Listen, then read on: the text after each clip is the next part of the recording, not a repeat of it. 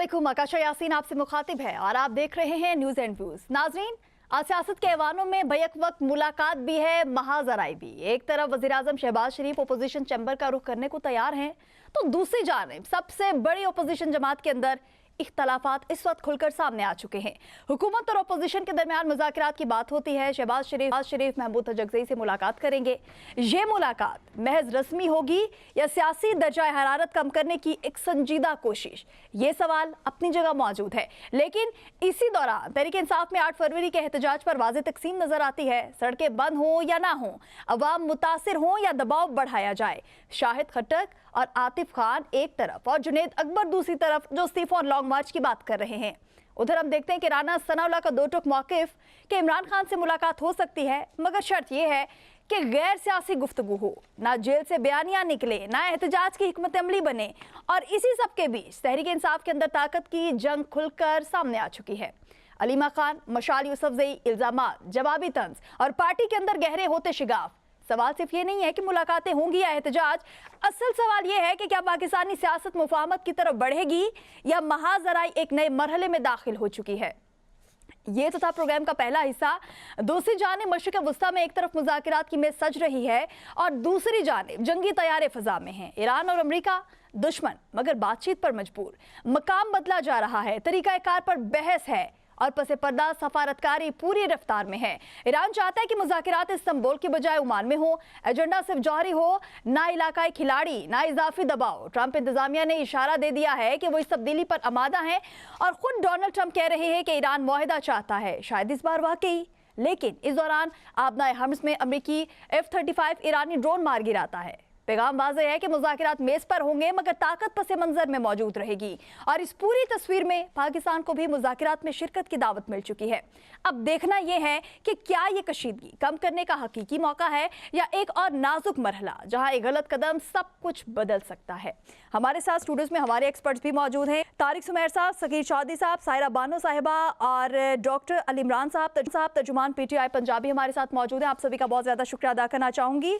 तारिक सुमेर साहब, आपसे प्रोग्राम का आगाज़ करना चाहूँगी। शहबाज शरीफ महमूद तजगज़ई से अपोजिशन चैम्बर में मुलाकात करेंगे। ज़राए कह रहे हैं कि कुछ ही दिनों में ये जो मुलाकात है ये मुतवक्के है। हम देखते हैं कि पहले ही हम कल भी बात कर रहे थे कि हुकूमत की जानिब से एक लचक जो है वो तो दिखाई जा रही है। इससे पहले हम देखते हैं कि जो KP के वज़ीर आला हैं उनकी भी मुलाकात शहबाज शरीफ से होती है और उसके बाद एक नई मुलाकात की बातें हो रही हैं।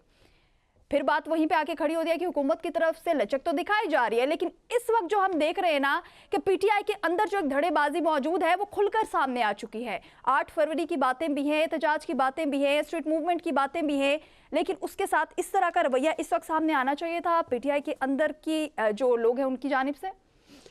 जी शुक्रिया आकाशा, आपने अपने इंट्रो में काफ़ी सारी बातें बता दी हैं। तो ये बड़ी खुशाइन बात है कि अपोजिशन लीडर के चैम्बर में वज़ीर-ए-आज़म शहबाज शरीफ के दौरे की या मुलाकात की तजवीज़ आई है और उस पर राना सनाउल्लाह साहब ने तस्दीक भी की है कि जी इस पे बात हुई है। तो राना सनाउल्लाह साहब ने उस दिन बड़ी ज़बरदस्त गुफ्तगू भी की थी। जो CM KPK की मुलाकात हुई थी वज़ीर-ए-आज़म शहबाज शरीफ से, तो वहाँ से दरवाज़े खुले हैं। कल जो ख़त भी लिखा है महमूद खान तजगज़ई ने बानी PTI की सेहत से मुतल्लिक़ वज़ीर-ए-आज़म शहबाज शरीफ को, तो वो अभी तक वज़ीर-ए-आज़म शहबाज शरीफ की टेबल पे क्यों नहीं पहुंच सका, क्योंकि काज़ाकिस्तान के सदर आए हुए हैं। तो वो सुबह बताया जा रहा है वज़ीर-ए-आज़म हाउस के ज़राए कि सुबह उनके पास पेश कर दिया जाएगा, वो उसका जवाब भी दे देंगे। तो ये बड़ी खुशाइन बात है। मैं थोड़ा माजी में जाऊँगा थोड़ा सा, क्योंकि ये पहला मौका होगा कि कोई वज़ीर-ए-आज़म अपोजिशन लीडर के चैम्बर में मुलाकात के लिए जाएगा। इससे पहले माजी में ऐसा नहीं होता। वज़रा जाते होते थे, कोई इशू आता था, कोई तरमीम होनी थी, कोई बिल होना था, कोऑर्डिनेशन के हवाले से जाते थे। खुर्शीद शाह साहब रहे हैं, चौधरी निसार अली खान अपोजिशन लीडर रहे हैं, शहबाज शरीफ साहब खुद 2018 से 22 तक 4 साल अपोजिशन लीडर रहे। लेकिन उस दौरान बानी PTI और PTI की क़यादत ने कभी नहीं ये सोचा कि अपोजिशन के चैम्बर में जाया जाए। अलबत्ता ये स्पीकर के साथ शहबाज शरीफ की उस वक्त के स्पीकर जो थे असद कासर, उनसे उनके चैम्बर में 1-2 मुलाकातें उनकी हुई थी। और बानी PTI जब वज़ीर-ए-आज़म के तौर पे असम्बली हाल में आते थे तो हम ऊपर प्रेस गैलरी से देख रहे होते थे कि वज़रा की गैलरी से नशिस्तों के पीछे से आते थे ताकि अपोजिशन लीडर शहबाज शरीफ उस वक्त जो थे उनसे हाथ ना मिलाना पड़े। एक वो रवैया था। एक रवैया ये भी है कि वो मिलना चाहते हैं और आपस में, और जब से महमूद खान देर आए दुरुस्त आए तो आ गया फाइल। आ गया, चले अच्छी बात है। मैंने जब महमूद खान साहब का जब नाम आया था और इनके नोटिफिकेशन के मराइल हो रहे थे तो मैंने आपको बताया था कि इसके बाद फ़िज़ा बदलेगी। और महमूद खान अचकज़ई एक ज़ीरक सियासतदान हैं, बड़े समझदार हैं, हमेशा पार्लियामेंट का हिस्सा रहे हैं। गो के बानी PTI ने 2014 में उनकी खासी तज़ीक की थी, उनकी चादर ओढ़ के उनका मजाक भी उड़ाया। वो मेरी बात मुकम्मल, आप समझ वो ये चीजें चलती रहती हैं सियासत में, आप समझ जाएंगे, एक दूसरे के ऊपर कीचड़ उछालते रहते हैं। चौधरी साहब आपको पूरा मेरी मौका मिलेगा। तारिक साहब आप मेरी बात मुकम्मल होने फिर आपको बिल्कुल बात करने की जरूरत नहीं पड़ेगी। उसके बावजूद महमूद खान अचकज़ई PTI की तरफ बढ़े और दोनों आपस में मिले और बानी PTI ने उन्हें नॉमिनेट किया अपोजिशन लीडर के तौर पे। और गवर्नमेंट ने शुरू में मुश्किल थी, नहीं कर रहे थे, फिर बीच में बैकडोर राब्ते हुए और मियाँ नवाज शरीफ साहब ने थोड़ा इंटरवीन किया और महमूद खान अचकज़ई अपोजिशन लीडर बाज़ाब्ता बन गए और नोटिफिकेशन हो गया।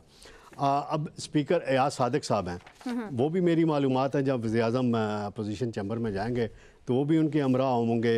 वज़रा में से जो लिस्ट बन रही है उसमें राना सनाउल्लाह होंगे, ख्वाजा आसिफ वज़ीर दिफा भी होंगे, क्योंकि उनकी बड़ी गहरी दोस्ती है महमूद खान अचकज़ई साहब से और बड़ी बेतकल्फ़ी भी आपस में।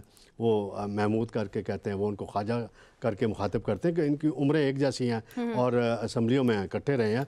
तो ये इस साइड से होगा। फिर अता तारड़ भी वज़ीर इत्तलात हैं, वो भी साथ आएंगे। और इधर से जो PTI की तरफ से जो मेरी मालूमात है, अपोजिशन चैम्बर की मालूमात है, जो डेलीगेशन तश्कील पा रहा है उसमें बैरिस्टर गौर साहब होंगे और जुनैद अकबर साहब भी होंगे और असद कैसर साहब होंगे और अलामा नासिर अब्बास साहब जो सेनेट में अपोजिशन के लीडर हैं, हो सकता है वो भी उस मुलाकात में शरीक हो जाएं। और इसकी बड़ी और वज़ीर कानून आज़म नज़ीर तारड़ वो भी होंगे। तो बड़ी अच्छी बात है, होना चाहिए। 8वीं तरमीम में एक आखिरी मिसाल देता चलूँ बेनज़ीर भुट्टो शहीद के हवाले से। 8वीं तरमीम में से 58(2) भी ख़त्म करनी थी 97 में मियाँ मोहम्मद नवाज शरीफ ने। उनके पास 2/3 मुकम्मल मेजॉरिटी थी, लेकिन उसके बावजूद उन्होंने बेनज़ीर भुट्टो से मुलाकात की और वो उस वक्त अपोजिशन लीडर थी और 58(2) भी ख़त्म की कि रवायात माजी में रवायात रही हैं राब्ते की। 2018 से अब तक ज़रा कशीदगी काफ़ी रही है। नहीं, आप सर ये बात करेंगे प्राइम मिनिस्टर की जानिब से एक लचक जो है वो तो डेफिनेटली दिखाई गई है और उस पर तमाम टीवी चैनल्स भी बात करें, हम भी कल से यही बात करें। सो वो वाली बात तो हमने आपकी मान ली कि प्राइम मिनिस्टर जो है उन्होंने ये मुलाकात कर ली। सो बानी PTI से मुलाकात जो है वो वहीं की वहीं पे खड़ी है। उसके साथ हम देखते हैं कि जो हुकूमती वज़रा हैं उनकी जानिब से सब ओके की रिपोर्ट है, वो कह रहे हैं कि सब बिल्कुल ठीक है, सब नॉर्मल है, बानी PTI बिल्कुल सेहतमंद हैं, कोई भी ऐसा मसला नहीं है। लेकिन हम देखते हैं कि बुशरा बीबी की जो बहन कल मुलाकात करके आई हैं उनकी जानिब से ही कहना है कि सब ओके नहीं है। सगीर चौधरी साहब किस नज़र से देख रहे हैं इसको? बुशरा बीबी की बेटी की मुलाकात हुई, बहन की नहीं हुई। शुक्रिया आकाशा। बेटी और बहन दोनों की मुलाकात, भाभी की। आकाशा शुक्रिया। देखें तो बड़े अरसे बाद जो है वो कुछ हम ये देख रहे हैं कि सियासत में तब्दीली आ रही है और जो सियासी अदम इस्तेहकाम बहुत ज़्यादा एक देखने में आ रहा था, उसमें कुछ मस्बत पेशरफ्त हो रही है, खुशाइंद है, होनी चाहिए। और अगर सियासी इस्तेहकाम आएगा तो ज़ाहिर है मुल्क तरक्की करेगा। और अगर महमूद अचकज़ई साहब जो हैं उनको उसमें शामिल किया गया है बातचीत के अमल में, तो ये बहुत अच्छी बात है। चूँकि उन्होंने अपनी मीडिया टॉक में भी कहा है कि मेरा PTI से ताल्लुक़ नहीं है, लेकिन चूँकि उन्होंने हमायत की है तो इसलिए मैं अपोजिशन लीडर हूँ और नुमाइंदगी वो करते हैं PTI की, लेकिन वो पार्टी उनकी अलग है। जी। और इसी तरह से अलामा राजा नासिर अब्बास साहब हैं, उनकी पार्टी भी अलग है। ये बहुत अच्छी बात है, बहुत अच्छी एक सोच है कि आपने अलग अलग पार्टियों से भी लोगों को एक धारे में लेके आए ताकि बातचीत का अमल आगे बढ़े।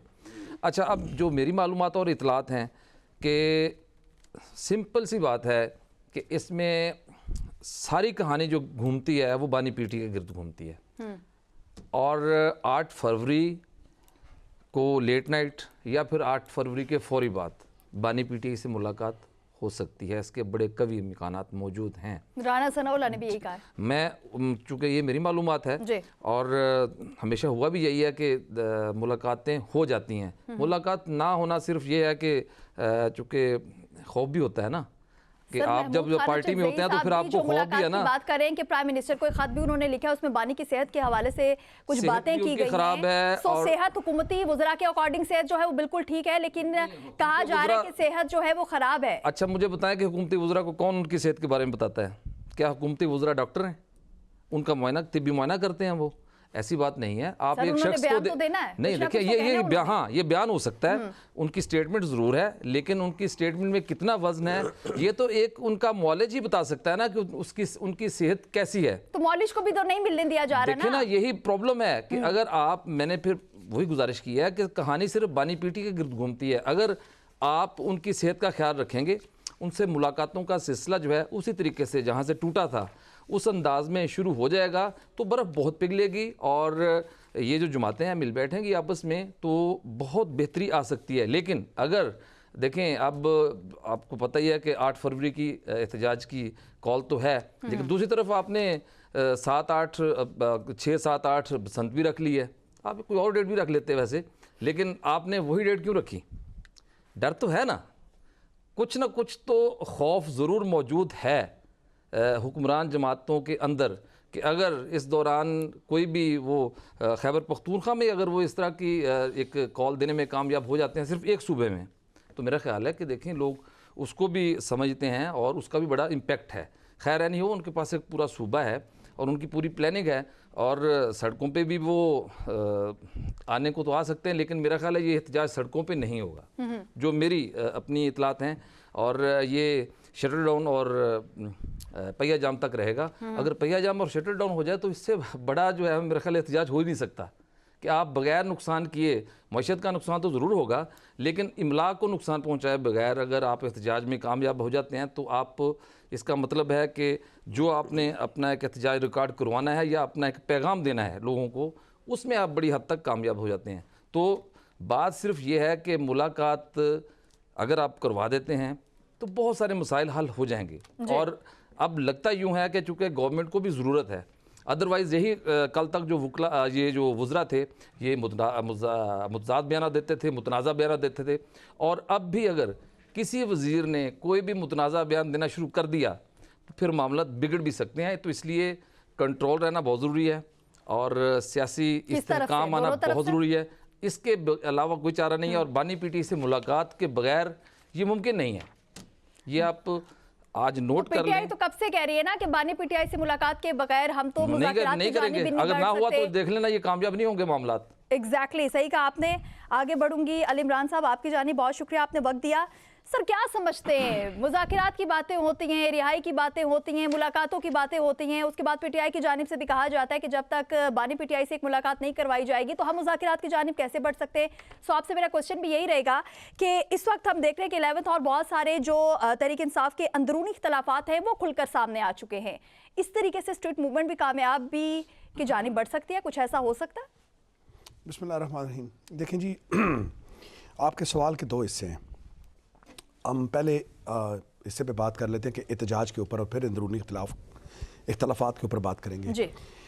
सबसे पहले यह है कि जब भी हम बड़ी किसी मूवमेंट की तरफ जाते हैं तो जो फॉर्म 47 की हुकूमत है उनका सबसे पहला जो जो कार्ड वो प्ले करते हैं वो ये होता है कि जी हम अब आपसे मुज़ाकरात करना चाहते हैं, हम आपसे बातचीत करना चाहते हैं, हम आपके साथ बैठना चाहते हैं। वो सिर्फ इसलिए होता है कि वो उस एहतजाज को डिफ्यूज़ करना चाहते हैं। खैर, अब पीटीआई काफ़ी समझदार हो चुकी है और अब हम इनकी इन बातों पे बिल्कुल ध्यान नहीं करते कि ये क्या कह रहे हैं। अब हमने फोकस एहतजाज के ऊपर करना है। अगर आप ये समझते हैं कि आप हमसे बात करना चाहते हैं, अगर आप ये समझते हैं कि आप हमें रिलीफ इदारे हमारे साथ बैठ कर बात करना चाहते हैं और कोई रिलीफ जो कानूनी तौर पर वज़ीर आज़म इमरान खान साहब को मुलाकात की इजाज़त हाई कोर्ट ने दी हुई है कि उनकी एक ट्यूसडे को उनकी फैमिली और वकला और जो जुमेरात है उसमें सियासी जो पार्टी के लोग हैं उनको मिल सकते हैं। अगर आपने उनके कंटेम्प्ट की भी एप्लीकेशंस हैं, 21 अटेम्प्ट कंटेम्प्ट ऑफ कोर्ट की हमारी एप्लीकेशन 21 जी सर। उसमें सर अगर हमसे बात करना चाहते हैं तो उसका सबसे पहले जो अमली मुजाहरा ये हो सकता है कि आप फ़ौरन इमरान खान साहब से पार्टी के लोगों को एक मुलाकात की इजाज़त दें ताकि पार्टी के लोग उनसे बात कर सकें और फिर उस अमल को आगे बढ़ाया जा सके। और जिस मफाहमत की आप बात करती हैं उस किसी भी उस मफाहमत के हवाले से ना तो पार्टी के किसी लीडर को बुला के बात की गई है, चेयरमैन गौहर को भी नहीं बुलाया गया, ना ही कोई ऐसी हमें दस्तावेज़ात जो तहरीरी तौर पर उन्होंने दी हुई या मसूल नहीं हुई अभी तक। एक पार्ट तो ये था। दूसरा पार्ट आपने बात की कि पार्टी के अंदर इख्तलाफात, मैं नहीं समझता कि पार्टी के अंदर किसी किस्म के कोई इख्तलाफात हैं। अगर पार्टी की किसी इंटरनल मीटिंग में, मैं भी मीटिंग्स में रहता हूँ मोस्ट ऑफ द टाइम, अगर पार्टी की किसी मीटिंग में दो अशखास अगर किसी बात पे इख्तलाफ कर लेते हैं तो क्या ये इख्तलाफ है? ये तो जमहूरियत का हुस्न है कि आप जब इख्तलाफात एक दूसरे की बात को इख्तलाफ करते हैं तो एक प्रोडक्टिव क्रिटिसिज्म बाहर आता है। मतलब उस जो प्रोडक्टिव होता है उससे एक प्रोडक्टिविटी बाहर आती है। जैसे कि आज रिपोर्ट किया जा रहा है कि जुनैद अकबर साहब और शाहिद खट्टक साहब ने दोनों ने भाई पार्टी में कहा जी कि एक ने कहा जी कि लॉकडाउन होना चाहिए तो दूसरे ने कहा नहीं होना चाहिए। तो ये तो अच्छी बात है कि हम दोनों सिनेरियोस को डिस्कस करके जो चीज़ अच्छी लगे वो कंसेंसस के साथ उसको पास करें।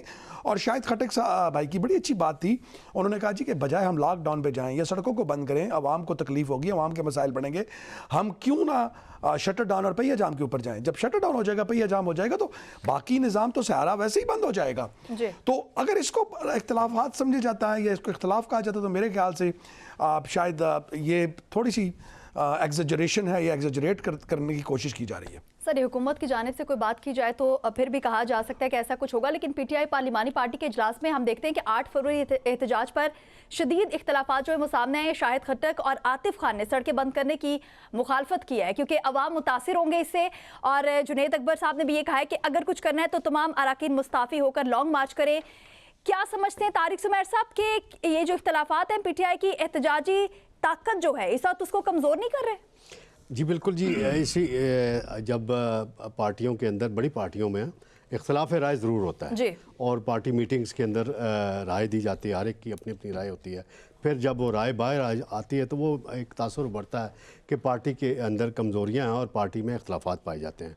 जिस दिन ये सुप्रीम कोर्ट के बाहर चीफ मिनिस्टर KPK बैठे हुए थे तो मैं भी वहाँ गया था, तो मेरी KPK के 3 रहनुमाओं से ऑफ द रिकॉर्ड गुफ्तगू हुई थी, क्यों मैं नाम उनके कोट नहीं करूँगा। उन्होंने भी इसी तरह की बात हमसे की थी कि हमारी लाइन क्लियर नहीं है पार्टी की, हमारी पार्टी की आदत कोई बोल्ड फैसला नहीं कर पा रही कि हमने करना क्या है, कि हमने असम्बलियों में रह के लड़ाई करनी है, हमने पहिया जाम करना है, हमने इस्लामाबाद की तरफ लॉन्ग मार्च करना है।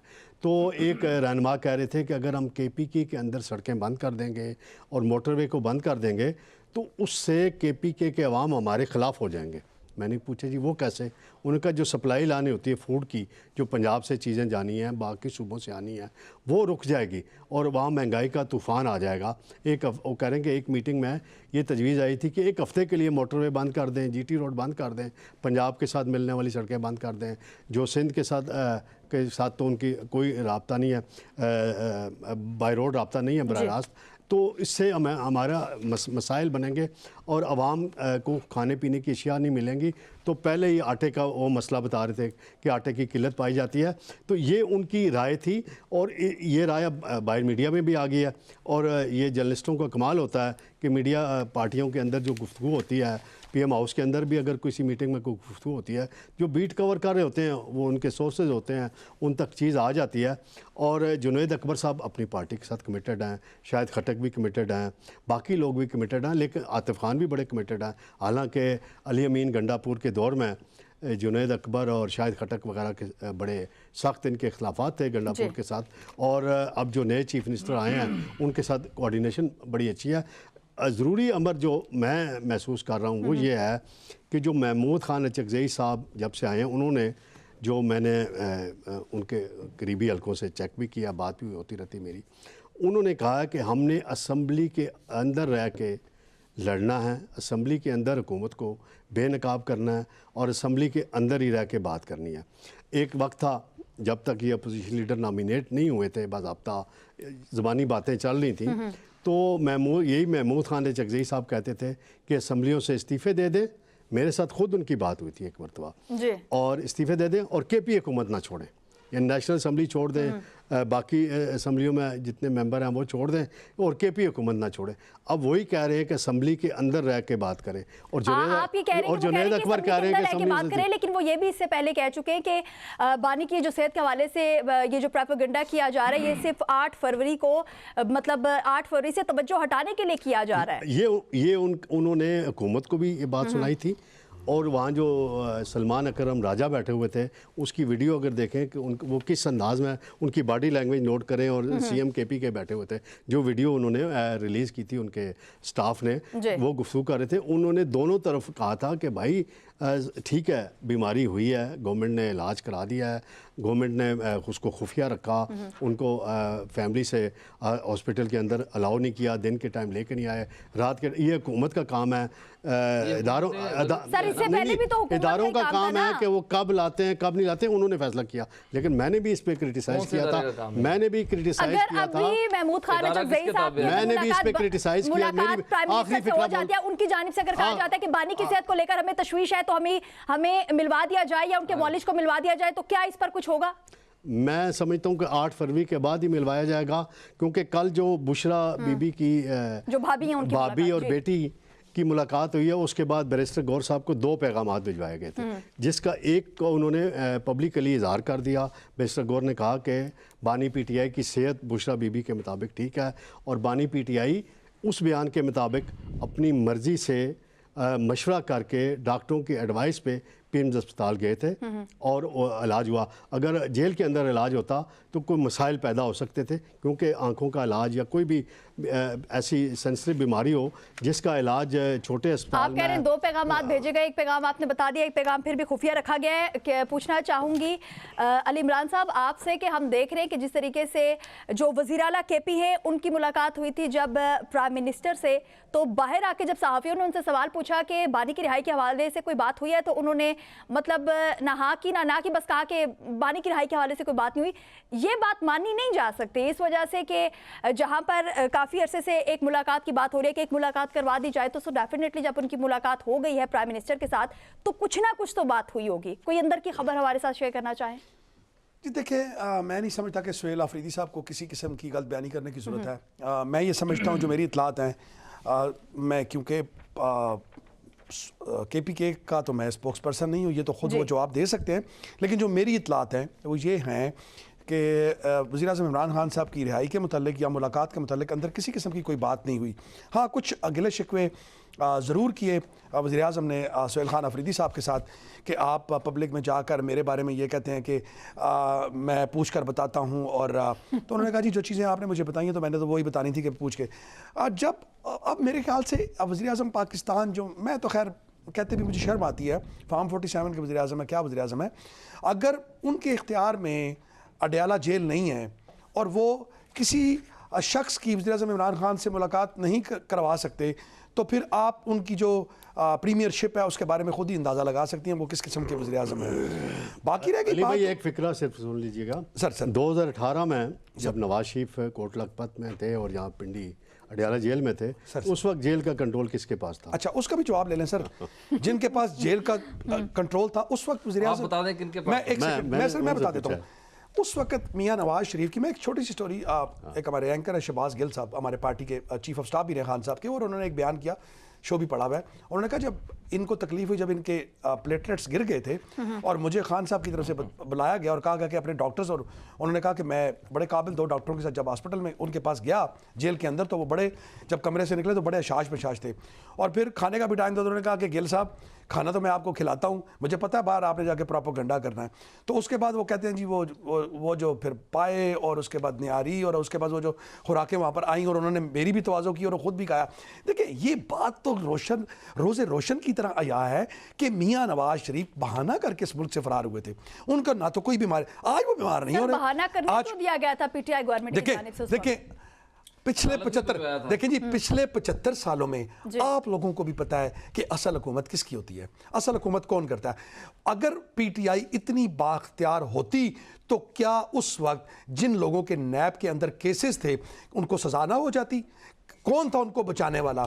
मैं एक छोटी सी अब मिसाल दे देता हूं कि ये रावी अब अरोड़ा जो है, रावी अर्बन डेवलपमेंट अथॉरिटी, जो 1,20,000 एकड़ पे जो बननी थी, वो पूरे लाहौर शहर के इर्द गिर्द उसने माहौल को भी, जो इकोसिस्टम को भी कंट्रोल करना था, और उसने आपका जो बंद रावी है उसके एक पूरा मैकेनिज्म बनाया गया कि इसके अंदर नहरें होंगी जैसे आपके यूरोप और दुबई के अंदर है। उसको किसने नहीं बनने दिया गया? आप नहीं जानती? अगर कोई प्राइम मिनिस्टर एक छोटा सा प्रोजेक्ट उस शहर के अंदर जो इस वक्त मतलब मेट्रोपॉलिटन बन चुका हुआ है वहां नहीं कर सकता, तो मुझे आप ये बताएं कि वो बाहर जाते हुए कभी आपने सुना है? मेरी जिंदगी के 20 साल कनाडा के अंदर गुजरे हैं, 21 साल, कभी आपने सुना है कि एक कन्विक्टेड बंदा जो जेल के अंदर है उसको इलाज के लिए इंग्लैंड जाने की इजाजत दी जा सकती है?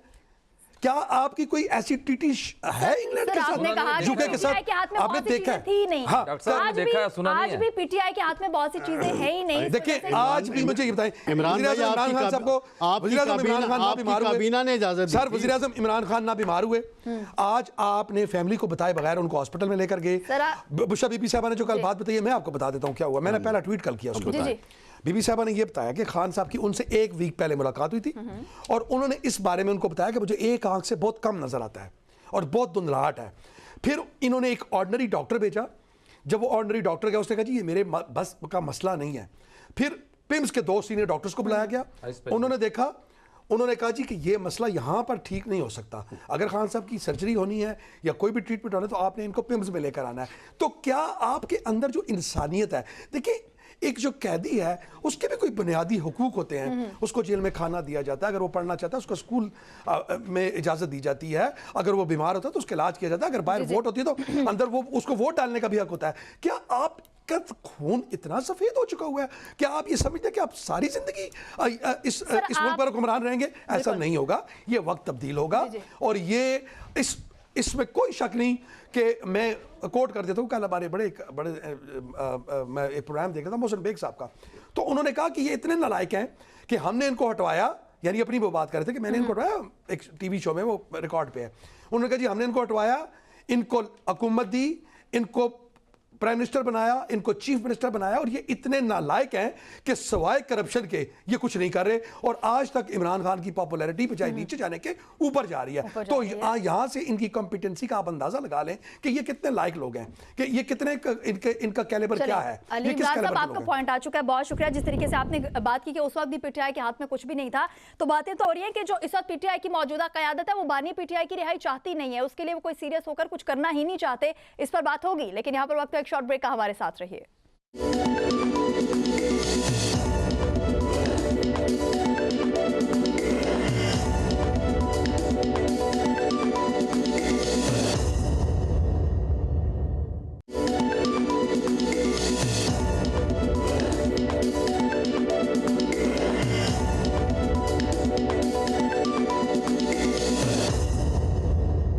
Welcome back. एक मरतबा फिर खुशामदीद नाज़रीन। ब्रेक पर जाने से पहले भी यही बात हो रही थी कि पीटीआई की जो मौजूदा क़यादत है वो बानी पीटीआई की रिहाई को लेकर बिल्कुल भी संजीदगी जो है वो नहीं दिखा रही है। उसके साथ हम आपको बताते चलें कि शाहिद खट्टक साहब ने कहा है कि खैबर पख्तूनख्वा के अवाम ने मैंडेट दिया है और सड़कों की बंदी से मसाइल पैदा होंगे। क्या केपी में एहतजाज की हिकमत अमली को तब्दील करना बहुत ही ज़्यादा ज़रूरी है? असगर चौधरी साहब, आपने इस वक्त हमें ज्वाइन किया, बहुत शुक्रिया। क्या कहेंगे?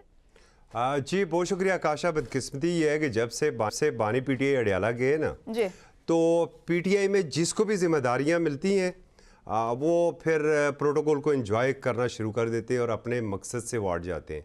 आपको याद होगा कि अली अमीन गंडापुर साहब के ऊपर ऐसे ही इल्ज़ामात लगे थे और फिर उन्हें अपने मनसब से अलग कर दिया गया था। अब जो मेरे दोस्त हैं ये शाहिद खट्टक बड़े जज्बाती हैं, ये पार्लिमानी लीडर हैं कौमी असम्बली में अपनी जमात की तरफ से, और ये भी एतमाद उन्हें बानी पीटीआई ने दी है। और जिस तरह हम सोच रहे थे कि सुहेल अफरीदी वज़ीर आला बनेंगे और उनका जो अपना पहला खिताब था वो भी बड़ा दबंग खिताब था, अपने आप को बड़ा सबको हिला के रख दिया था, चैंपियन कह रहे थे अपने आप को, और जो ऐवान इक़्तिदार के दरो दीवार हैं वो भी हिल चुके थे एक मरतबा। लेकिन अमलन जो है वो हमें कुछ और नज़र आया है ये एक 2 तारीख को यहाँ पर खैबर पख्तूनख्वा हाउस में पार्लिमानी पार्टी की मीटिंग हुई है। ये मुश्तरका पार्लिमानी पार्टी का एक इजलास था और ये एक ऐसा इजलास था कि जिसमें पीटीआई की अक्सरियत मौजूद ही नहीं थी। मतलब दोनों ऐवानों के जो अपोजिशन लीडर्स हैं, इलामा राजा नासिर अब्बास और महमूद खान चकज़ई, वो वहाँ पर मौजूद नहीं थे। सेनेट में पार्लिमानी लीडर हैं बैरिस्टर अली ज़फ़र, वो वहाँ पर मौजूद नहीं थे। सनाउल्लाह मस्ती खेल, निसार जट वगैरह ये वहाँ पर मौजूद नहीं थे।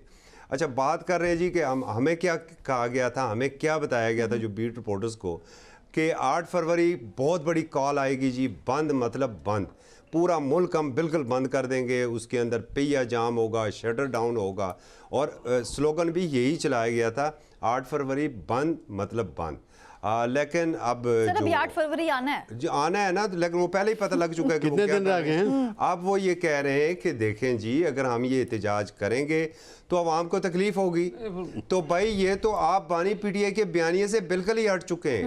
ये तो आपको बानी, पहले मुझे सोचना था ना। 126 दिन का जो धरना है, मुझे आज भी वो धरना याद है कि बानी पीटीआई किस तरह अपने स्टांस के ऊपर खड़े रहे। एक आपको याद होगा कि नेटो के ख़िलाफ़ एक लॉन्ग मार्च लेकर गए थे बानी पीटीआई, उस वक्त भी तो यही बयानिया था। वो तो खड़े थे, वो उन्होंने तो आज तक अपनी किसी कॉल से वो पीछे नहीं है। दूसरी जनब आप ये देखें कि अलीमा खान क्या कह रही हैं और जो मुंतखब लोग हैं जिन्हें जिम्मेदारियाँ दी गई हैं वो क्या कह रहे हैं। कल बड़ी अच्छी खबर थी जी, महमूद खान चकज़ई साहब ने ख़त लिखा है जनाब वज़ीर-ए-आज़म को, बहुत अच्छी बात है, बर्फ़ पिघलनी चाहिए। हम भी ये कहते हैं कि पाकिस्तान तहरीक इंसाफ को अपना आइनी और कानूनी रास्ता अपनाना चाहिए। लेकिन ये क्या जनाब महमूद खान चकज़ई साहब, आपको बानी पीटीआई ने अपोजिशन लीडर बनाया, पूरी पार्लिमानी पार्टी इसके ऊपर नाराज़ थी, पार्लिमानी पार्टी खिलाफ थी, उसके बावजूद अगर आपके ऊपर एतमाद हुआ तो क्या आपने पूरी पाकिस्तान तहरीक इंसाफ को तकरीरों के ऊपर लगा दिया है? बस ठीक है जी, आएँ बैठें पार्लिमान में और एक तरफ आपका बयानिया क्या है कि ये फॉर्म 47 की असेंबली है। आप इनसे करवाना क्या चाह रहे हैं?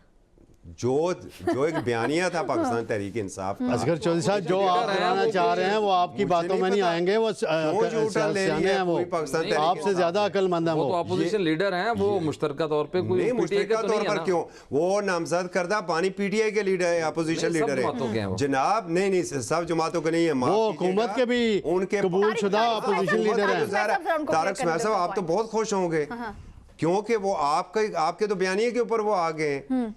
एक किस्म का उन्होंने तो आपको तस्लीम कर लिया है। बानी पीटीआई या पाकिस्तान तहरीक इंसाफ तो आपको तस्लीम ही नहीं कर रही है। वो तो ये कहती है कि ये जो असम्बलियाँ हैं, यहाँ पर जो लोग बैठे हुए हैं, वो चाहे पंजाब है, वो सिंध है, वो वफाक के अंदर है, ये सारे फॉर्म 47 वाले हैं। और जो महमूद खान चकज़ई साहब है, पहले ये होता था कि पार्लियामेंट के अंदर भी, और अभी भी देखें इससे बड़ा और कौन सा इशू होगा काशा, कि बानी पीटीआई को रात के अंधेरे में पिम्स लाया गया। और कल भी मैंने इसके ऊपर बात की थी कि वज़रा सफाइयाँ दे रहे हैं, और फिर जब वज़रा अभी भी यही कह रहे हैं कि अभी भी यही कह रहे हैं, और फिर देखें आपने अडयाला के बाहर धरना दिया, वहाँ पर कितने पार्लियामेंटेरियन पहुँचे। आपने सुप्रीम कोर्ट के बाहर सोहेल अफरीदी और पार्लियामेंटेरियन ने धरना दिया, कितने पार्लियामेंटेरियन वहाँ पर पहुँचे। और फिर वहाँ से उठ के आप चले गए खैबर पख्तूनख्वा, और फिर ये हुआ जी कि दोनों ऐवानों के इजलास होंगे तो हम हुकूमत को बड़ा टफ टाइम देंगे। वो टफ टाइम क्या था हमने तो कल देख लिया, दोनों ऐवानों के इजलासों में हमने देख लिया। हाँ, आपने तकारीर बहुत अच्छी की है, और हमेशा से महमूद खान चकज़ई साहब को तो ये क्रेडिट जाता है, वो तो हमेशा आइन की बालादस्ती, जमहूरियत और पार्लिमान की बात करते हैं, और उन्होंने वही कल अपनी तकरीरों में भी वही बात की।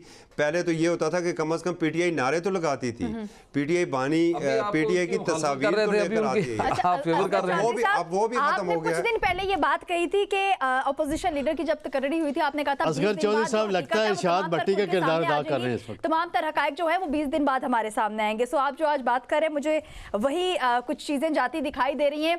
सगीर चौधरी साहब, हम देखते हैं कि जो अलीमा खान हैं, उन्होंने मशाल यूसुफजई और शेर अफजल मरवत पर टारगेट करने और इमरान खान की खुफिया मेडिकल रिपोर्ट लीक करने का एक इल्ज़ाम जो है वो भी लगाया है। एक तरफ बानी पीटीआई की फैमिली है, दूसरी जानिब हम देखते हैं कि पीटीआई की मौजूदा क़यादत है। कौन इस वक्त आप समझते हैं कि बानी पीटीआई के साथ मुखलिस होकर चल रहा है?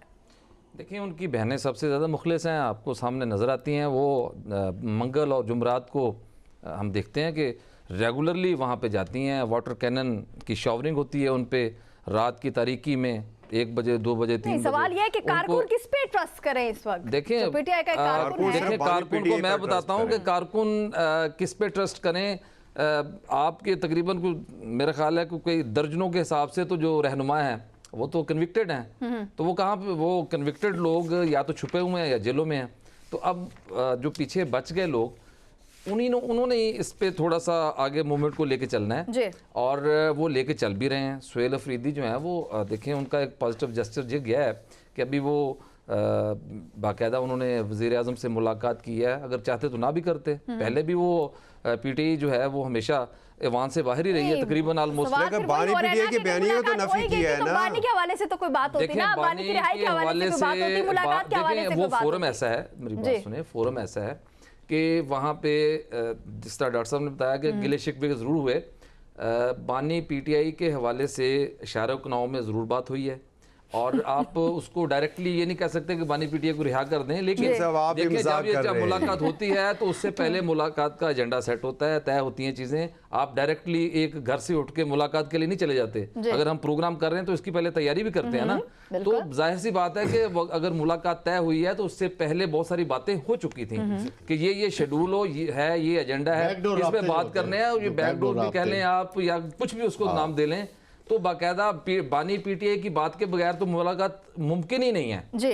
आप कैसे ये तस्वर कर सकते हैं कि बानी पीटीआई का तस्करा ना हो या उनका बीच में कोई आए ना, तो नहीं हुआ है ना तस्करा। यही तो कह रहे हैं, सुहेल अफरीदी कह रहे हैं नहीं हुआ है, जुनैद खान कह रहे हैं नहीं हुआ है, राना सनाउल्लाह कह रहे हैं। मैं अपना पॉइंट मुकम्मल कर लूं कि वो तबसरा वहां पर वो बात करके आपको खबर दें। हम खबर नहीं देना चाहते आप खबर क्या। पहली बात है कि आप सर नहीं, साहब अपनी बारे में बोलिएगा, मेरी बात सुनने दें। मैंने आपको बता दिया कि आपने आपको सियासी कमेटी से अप्रूवल ली है। सर इस वक्त जिस तरीके से ब्रेक पे जाने से पहले भी मैंने आपके सामने ये सवाल रखा था कि बातें हो रही हैं, बहुत सी खबरें गर्दिश कर रही हैं कि पीटीआई की जो मौजूदा क़यादत है वो बानी पीटीआई की रिहाई को लेकर बिल्कुल भी संजीदा इस वक्त नहीं है। क्या समझते हैं, बानी पीटीआई की रिहाई को लेकर इस वक्त संजीदगी किसकी जानिब से दिखाई जा रही है? मुझे अली इमरान साहब आपसे सवाल है। जी आपसे है सर, आप बताएं कि कौन। देखिए जी, बात यह है कि मैं ये समझता हूँ कि असगर चौधरी साहब किसी खबर की तलाश में, बीट रिपोर्टर्स हैं, ऐसा करते हैं, वो इंस्टिगेट करते हैं लोगों को ताकि खबर बाहर आ सके। देखिए बात यह है कि सुहेल खान अफरीदी और वज़ीर आज़म की मुलाकात का बेसिक एजेंडा था क्या? जी। बेसिक एजेंडा ये था कि जो 4100 कुछ अरब रुपए जो केपी गवर्नमेंट के 18th अमेंडमेंट के हवाले से सूबों की खुद मुख्तारी में जो फाइनेंशियल फ्रीडम थी उनके, उस हवाले से पैसे जो है वो रुके हुए हैं, जिसका जिक्र खैबर जिरगा के अंदर सुहेल अफरीदी ने किया कि हम आप पर पैसे इसलिए खर्च नहीं कर सकते कि वफाक हमारे पैसे देने को तैयार नहीं है। बाकी तमाम सूबों को बराबर फंड दिए जाते हैं और पंजाब को तो खैर एक झटके में तमाम के तमाम फंड रिलीज कर दिए जाते हैं, लेकिन केपी आज तक 4000 अरब रुपए से ऊपर जो है वो पैसे वफाक ने रोक के रखे हैं, जिसकी वजह से जब आप लोग तनकीद करते हैं तो आप कहते हैं कि केपी के अंदर काम नहीं हुआ, सड़कों की हालत बुरी है, स्कूल खराब है। तो मुझे ये बताएं कि जब वफाक सुतेली माँ जैसा सलूक कर रहा होगा एक सूबे के साथ, तो वहां पर तरक्याती काम कैसे पाए तकमील को पहुंचेंगे? ये था बेसिक एजेंडा। और उसकी वाज़ह मिसाल है कि हमारे दोस्त मुजम्मिल असलम भी साथ थे, जो सारे फाइनेंस को केपी में देखते हैं। पहले खान साहब थे तो फिर वो वफाक में उनके साथ थे, लेकिन सिंस हमारी गवर्नमेंट केपी के अंदर है तो वो केपी में सारे अमूर को देखते हैं। तो एजेंडा वो था मालियाती अमूर जो है सूबे और वफाक के दरमियान। और इसमें यह नहीं था कि कोई वज़ीर आज़म बड़ा शख्स था और केपी के का चीफ मिनिस्टर जो वो छोटा आदमी था, वो वफाक का नुमाइंदा था और वो सूबे का नुमाइंदा था। आपके कॉन्स्टिट्यूशन में कहीं भी ये नहीं लिखा कि वज़ीर आज़म बड़ा है और वज़ीर आला छोटा है। 13 साल से पीटीआई की गवर्नमेंट है केपी में और ये तमाम चीजें भी हमारे सामने। उसके साथ एक जानिब मूवमेंट की बातें हो रही हैं, दूसरी जानिब प्राइम मिनिस्टर से जो केपी के वज़ीर आला है उनकी मुलाकात भी होती है और उसके बाद भी बानी पीटीआई की रिहाई की बातें नहीं होती है। तो ये अपनी चीजें सर, बहुत शुक्रिया सर, आपका पॉइंट आ चुका है। पीटीआई की बात हर फोरम पे की हर जगह, लेकिन मुझे आप ये बताएं कि जिस बंदे के इख्तियार में नहीं, जिसको फोन किया जाता है, नहीं जिसके सर देखें सर मुझे ठहरे, जिस शख्स को फोन किया जाता है और कहा जाता है कि मुझे वज़ीर आज़म इमरान खान से मुलाकात करनी है, तो वो शख्स कहता है मैं पूछ कर बताऊंगा। तो फिर जब सामने हमने बैठेंगे, जब आपको उसकी बेबसी का पता चल गया कि ये शख्स बेबस है, इसने किसी से पूछकर बताना है, तो फिर उस बात अभी को करने का मकसद ही वैसे कुछ देर पहले आपने ये भी कहा है, कुछ देर पहले आपने ये भी कहा है कि हम अंदर की बात आपको बताना नहीं चाह रहे। कोर कमेटी की ये बात करते हैं। देखिए कोर कमेटी का मैंडेट, बहुत शुक्रिया सर, बहुत शुक्रिया। का मैंडेट है पॉलिटिकल अफेयर्स को डील करना। चले sir, thank you so much. हमारे पॉलिटिकल कमेटी के जो 70+ लोग हैं कोर कमेटी के, अब जो हमारी पॉलिटिकल कमेटी बने उसके 20 से ऊपर कुछ लोग हैं, पहले 40+ थे, अब वो रिड्यूस्ड हो गए। वहां पर प्योरली पॉलिटिकल एजेंडा की बात की जाती है। जब सूबे के इंतजामी उमूर के ऊपर बात की जाती है तो फिर हमें कोर कमेटी से या पॉलिटिकल कमेटी से उसकी परमिशन की जरूरत नहीं होती। तो ये दो चीजें ऐसा नहीं है सर, आपने ये चीजें सही कहा आपने, सही कहा सर, वेरी इंटरेस्टिंग पॉइंट। लेकिन हमारे प्रोग्राम का वक्त खत्म हो चुका है। बहुत शुक्रिया तारिक सुमैर साहब, सगीर चौधरी साहब, असगर चौधरी साहब और डॉक्टर अली इमरान साहब, तर्जुमान PTI पंजाब, आज ये भी हमारे साथ मौजूद है। इसी के साथ अपनी मेजबान आकाश यासीन को दीजिए इजाजत। खुदा हाफिज।